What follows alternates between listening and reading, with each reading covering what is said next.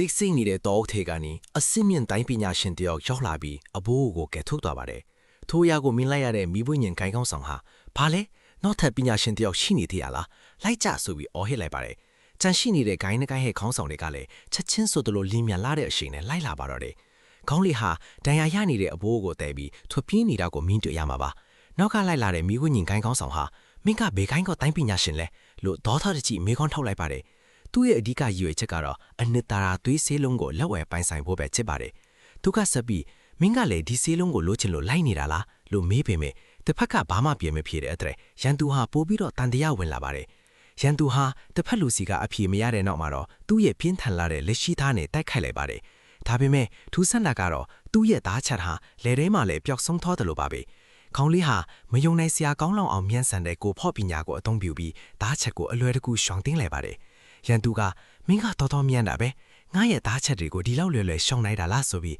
အံ့ဩမြင်သိနေခဲ့ပါတယ်။ခေါင်းလေးဟာလည်းရန်သူကသူ့နဲ့နီးကပ်လာတာကြောင့်ဒီထက်မြန်မြန်လီလိုအော်ကအရှင်ကိုအစွမ်းကိုမြင့်တင်လိုက်ပါတယ်။တိုက်ပွဲရှင်မိနေတော့ဝါပဲဒညာတွေနဲ့အဘိုးအိုဟာတတိယလာပြီးသူ့ကိုကဲတင်လာတာဟာတခြားသူမဟုတ်ပဲသွေးကြောပဲစီးနေတယ်လို့လူသတ်မှတ်ခံထားတဲ့ခေါင်းလေးထင်နေတာကိုသိသွားပါတယ်။အဘိုးက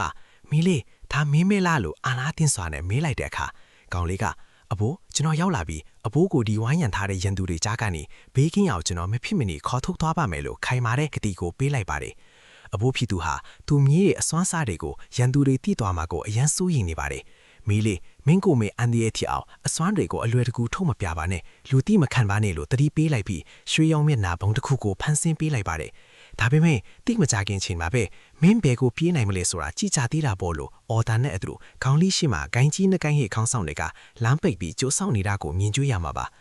သွေးကြောပဲစီးနေတဲ့ကောင်လေးတယောက်ဟာသူ့အဘိုးကိုကဲတင်ရင်းနဲ့တိုင်းလောကရဲ့ထိပ်သီးပညာရှင်တွေကိုဘယ်လိုများရင်ဖိုင်သွားမလဲဆိုတာကျွန်တော်နဲ့အတူတူအပိုင်းစစ်တင်မှာစစ်လိုက်ကြည့်ရှုလိုက်ကြရအောင်